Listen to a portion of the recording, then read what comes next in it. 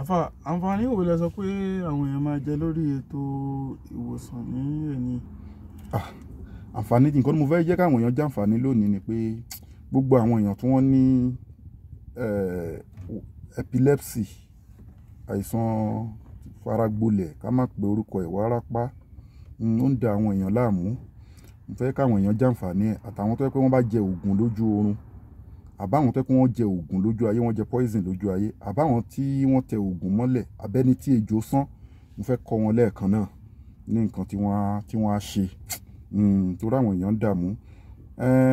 Síwájú kí n tó sọ oògùn tí mo fẹ́ kọ́ wa yìí, ká lọ dán wò yìí kí n tó sọ, ẹ dákun ẹ má gbàgbé láti ṣe kíni, láti follow wa, láti máa bá wa ra all in one natural app. A ti sọ fún yín pé ẹni tó bá ń lo all in one natural apps yìí, tó bá láìsàn tẹ́lẹ̀ tó ń lò, àìsàn ẹ máa lọ. Ẹni àìsàn ló lè lò fún.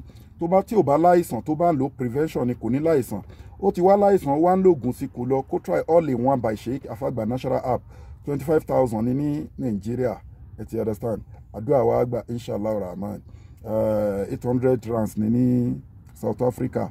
Ní gbogbo online pátápátá ẹ rí i pé $75 ló wà ń bẹ̀, bẹ̀tẹ̀ à ń ṣe promo lórí ẹ̀ lọ́wọ́. All in one fún gbogbo nǹkan ni. Kí n tara kọ́mọ́, kí n sáré sọ àwọn tó bá ní epilepsy, faragbolẹ̀ wárápá, astaghfirullah, àfihàn àwọn tó ní o, àbáwọn tó jẹ oògùn lójú oorun tó ń dà láàmú, àbáwọn tí nǹkan ń bẹ nínú wọn, àbáwọn tẹ́jọ́ sán, àbáwọn tí wọ́n tẹ nǹkan mọ́lẹ̀. Ẹ rí báyìí, ẹ bá mi wá pẹ́pẹ́yẹ. Tẹ́ bá ti gẹ́ẹ̀tì pẹ́pẹ́yẹ yẹn, ẹ pa pẹ́pẹ́yẹ yẹn nípa súnà, ẹ wá kó gbogbo ìfún pẹ́pẹ́yẹ yẹn. Ẹ gún pẹ́pẹ́yẹ yẹn pẹ̀lú ewé kan tá ń pè ní ọ̀rọ̀ ẹnu òpìyè. Ẹ fi kọ́ún díẹ̀ sí, ẹ gún pẹ̀lú kọ́ún, ẹ gún pẹ̀lú ìtọ̀ rànkúnmí, mò ń fast ní o. Ìtọ̀ rànkúnmí, ẹnu òpìyè, kọ́ún, ọṣẹ dúdú díẹ̀ pẹ̀lú èso gégémù tí wọ́n ń pè ní sàgbàdìwèrè. Ẹ gún díẹ̀ mọ́, ẹ wá gún kó kúnná dáadáa. Tẹ́ bá ti gún tó kúnná dáadáa pẹ̀lú ìfún pẹ́pẹ́yẹ yẹn ni o, ẹ kó gbogbo ẹ̀ pátápátá, ẹ kó sínú àdí ẹ̀yàn. Tẹ́ bá ti kó sínú àdí ẹ̀yàn, ẹ jẹ́ kó sinmi ń bẹ̀ dáadáa, ẹ bù kó sínú àdí tó pọ̀, ẹ rò pọ̀ dáadáa. Tó bá ti wà nínú àdí ẹ̀yàn, ó jẹ oògùn lójú oorun ni, ó tẹ nǹkan mọ́lẹ̀ ni, ó ní epilepsy ni, wọ́n fún ní nǹkan jẹ lójú ayé ni, ejò sán ni, gbogbo nǹkan apóró, gbogbo nǹkan ni, especially fún epilepsy, abẹ́ni tó jẹ oògùn lójú oorun, abẹ́ni tó ń fún ní nǹkan jẹ. So gbogbo ṣẹ̀wọ̀n yẹn ni ó ń ṣe. Pẹ́pẹ́yẹ, ìfún pẹ́pẹ́yẹ complete, ọ̀rọ̀ ẹnu òpìyè, kọ́hún, kò bá jẹ́ akọ kọ́hún, kò bá jẹ́ normal kọ́hún, òbú òtóyọ̀, yes, òbú òtóyọ̀ pẹ̀lú ìtọ̀ rànkúnmí. Ẹ máa gún pọ̀ bẹ́yẹn. Tẹ́ bá ti gún, àti èso sàgbàdìwèrè. Tẹ́ bá ti gún pọ̀ dáadáa, ẹ pò pọ̀ mọ́, ẹ mix ẹ̀ pẹ̀lú oyin, àdí ẹ̀yàn, ẹ mix ẹ̀ pẹ̀lú àdí ẹ̀yàn. After 7 days ó ti di lílò, ẹ máa lò, ẹ ti rí. So fún gbogbo àwọn nǹkan tá a kà á lẹ̀ yìí ló ń ṣiṣẹ́ fún. So ẹ dẹ̀ gbìyànjú lílò ẹ̀, wọ́n lè pè fún torí táìmù ni mo fi ṣe kíní. So mímu ni bí ṣíbí kan, ṣíbí méjì epilepsy àmú ni, mímu ni. Bẹ̀tẹ̀ àwọn owó èmi náà wà lórí àwọn nǹkan tá a kà sílẹ̀ pé ó ń ṣiṣẹ́ fún yẹn náà, tó pé ó ní bí wọ́n á ṣe lò, ẹ ti understand. Bẹ̀tẹ̀ torí táìmù àwọn tó fẹ́ gbà lórí WhatsApp ni mo fi rush bẹ́ẹ̀. So àwọn mi máa wá pè. Okay. So nọ́mbà wa leléyìí. Tẹ́ bá pè ní WhatsApp nọ́mbà wa +27 61 295 6389. Nigeria nọ́mbà wa +234 80 34 22 11 59.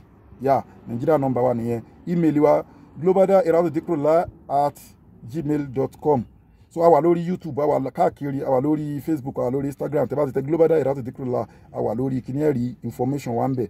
Then gbogbo àyín tá ń kọ́ ní ètò ìwòsàn tẹ́ ló ń ṣe wò, ní nǹkankan gbà ń bẹ̀. Bẹ̀tẹ̀ má gbàgbé láti máa fi ìtọrẹ àánú sí àkáǹtì àwọn ọmọ aláìní àti àkáǹtì tá fi ń yanjú ẹ̀sìn bó ṣe wù kó mọ, àfi tá fi ń tọ́jú opó, tá fi ń ṣàánú àwọn opó, tá fi ń ṣàánú àwọn tí ò ní, àwọn ọmọ tí ò ní ìyá, tí ò ní bàbá, àti ètò ẹ̀sìn. Irú foundation masjid tá fẹ́ ṣe nísìn náà, a ní ìdìrànlọ́wọ́ àwọn èèyàn.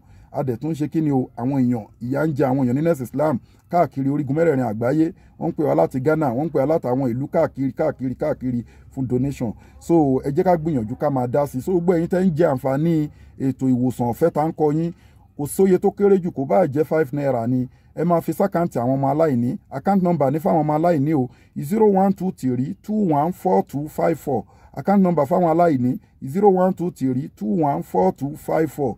Global Dahiratu Dhikrlahi Islamic Organization, Wema Bank of Nigeria. account number fáwọn aláìní nìyẹn. Kí lẹ tún ní ìmọ̀ràn wo lẹ tún fẹ́ sọ fún wọn?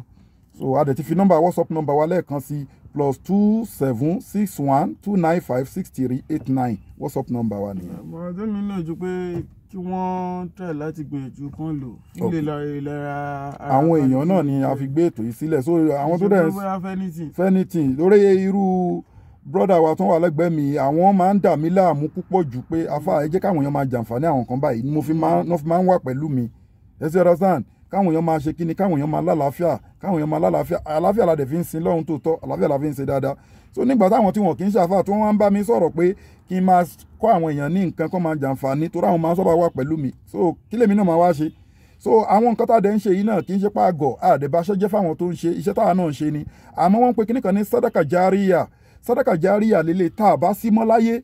Gbogbo bí wọ́n bá ti ń lo kinní wọ̀nyí tá a kọ́ wọ̀nyí tí wọ́n bá ti ń gbádùn ẹ̀ tó ń ṣiṣẹ́ lọ bẹ́ẹ̀ ládẹ́ a máa bá wa ní gẹ́gẹ́ bí ẹni tó gbẹ́ kànga, gẹ́gẹ́ bí ẹni tó gbingi fúrúùtù, gẹ́gẹ́ bí ẹni tó kọ́ mọ́sálásí. Sàdákà járíyà ni tíyàn bá ti kú yóò mọ̀ báyàn. Ìdí tá a fi ń ṣe nìyẹn o, àbáṣẹ́ àwọn èèyàn jẹ́ o. Wọ́n tó tún lé ayé ọ̀pọ̀ èèyàn ṣe. Bẹ́ẹ̀ ni, so àlìkíyámọ̀ wa là ń gbìyànjú àti túnṣe táwa náà dẹ̀ lọ́mọ ńlẹ̀. So Ọlọ́run á ṣe dáadáa fún wa, àdúrà wa gbà ní dààmú lẹ́ẹ̀kan sí pẹ́pẹ́yẹ ẹpá nípa súnà ẹ kó fún ẹ.